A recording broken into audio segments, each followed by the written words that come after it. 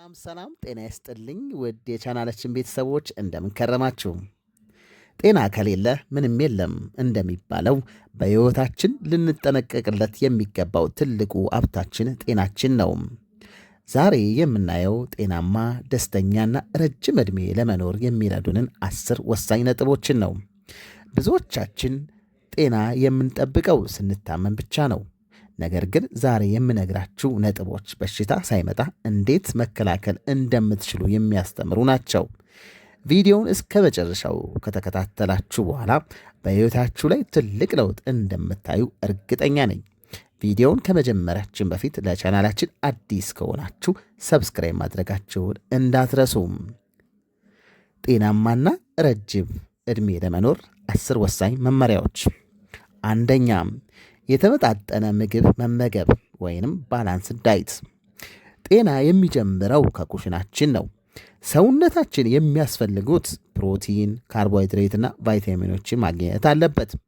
ብዙ አትክልትና ፍራፍሬ መመገብ፣ ከጥራጥሬ የተሰሩ ምግቦችን ማዘወተር ያስፈልጋል። በተቻለ መጠን የታሸጉና የተቀነባበረው ምግቦችን መቀነስ ለጤናችን ወሳኝ ነው። ምግብ ስንመገብ ሆዳችንን ለመሙላት ብቻ ሳይሆን ሰውነታችንን ለመገንባት መሆን አለበት። ሁለተኛ፣ በቂ ውሃ መጠጣት ሃይድሬሽን። ባለፈው እንዳየነው ውሃ ለሁሉም የሰውነት ክፍሎች ስራ ወሳኝ ነው። በቀን ቢያንስ ከ8 ብርጭቆ ውሃ መጠጣት መርዞችን ለማስወገድ፣ ለቆዳ ጤና፣ ለጉልበት ይረዳል። በቂ ውሃ ካልጠጣን ድካምና ራስ ምታት ይበረታብናል። ሶስተኛም፣ መደበኛ የአካል ብቃት እንቅስቃሴም ወይንም ፊዚካል ኤክሰርሳይዝ። ሰውነት እንዲታደስ መንቀሳቀስ አለበት። የግድ ጂም መሄድ አያስፈልጎትም። በቀን ለ30 ደቂቃ በፍጥነት መራመድ፣ ደረጃዎችን መጠቀም ወይንም በቤት ውስጥ ቀለል ያሉ እንቅስቃሴዎችን ማድረግ የልብ ጤናን ይጠብቃል። እንቅስቃሴ ማድረግ ክብደትን ለመቀነስ ብቻ ሳይሆን ደስታን የሚሰጡ ሆርሞኖችን እንዲመነጩ ያደርጋል። አራተኛ፣ በቂ እንቅልፍ ማግኘት ወይንም ኳሊቲ ስሊፕ። እንቅልፍ የሰውነታችንን የጥገና ጊዜ ነው። አንድ ትልቅ ሰው በቀን ከ7 እስከ 8 ሰዓት ጥራት ያለው እንቅልፍ ማግኘት አለበት።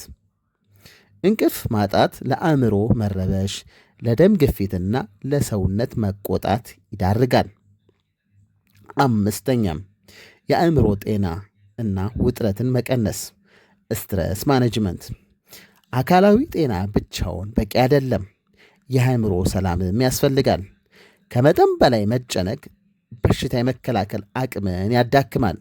በትርፍ ጊዜ መዝናናትን፣ መጽሐፍ ማንበብን ወይንም ከጓደኞች ጋር መጫወት ጭንቀትን ለመቀነስ ይረዳል። ስድስተኛ፣ ንጽህናን መጠበቅ ወይንም ሃይጂን። አብዛኞቹ ተላላፊ በሽታዎች የሚመጡት ከንጽህና ጉድለት ነው። እጅን በሳሙና መታጠብ፣ የአፍና የጥርስ ንጽህናን መጠበቅ እንዲሁም የምንኖርበትን አካባቢ ንጹህ ማድረግ ከብዙ ቫይረሶችና ባክቴሪያዎች ይጠብቁናል።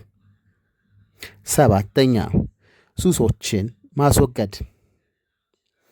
ሲጋራ ማጨስ፣ ከመጠን በላይ አልኮል መጠጣት እና ሌሎች ሱሶችን ለካንሰርና ለልብ ህመም ዋነኛ መንስኤዎች ናቸው። እነዚህ ነገሮች ማቆም ወዲያውኑ የጤና መሻሻል ያመጣል። ዛሬውኑ ውሳኔ መወሰን ለነገ ማንነቱ ትልቅ ስጦታ ነው። ስምንተኛም፣ ስኳርና ጨው መቀነስ ኦር ሬዲዩስ ሱገር ኤንድ ሳልት። ስኳር ለስኳር በሽታ፣ ጨው ደግሞ ለደም ግፊት ህመም ይጋልጣሉ። በምግብ ውስጥ ያለውን የጨው መጠን መቀነስና ሰው ሰራሽ ጣፋጭ መጠጦችን በፈሳሽ ፍራፍሬዎች መተካት በረጅም ጊዜ ጤናማ ያደርጋል።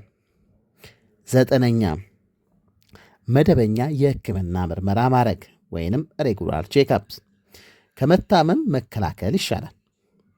ምንም አይነት ህመም ሳይሰማን ቢያንስ በዓመት አንድ ጊዜ የደም ግፊታችንን፣ የስኳር መጠኖቻችንን፣ በአጠቃላይ የጤና ሁኔታዎቻችንን መመርመር በሽታዎችን ሳይባባሱ እንደርስባቸዋለን።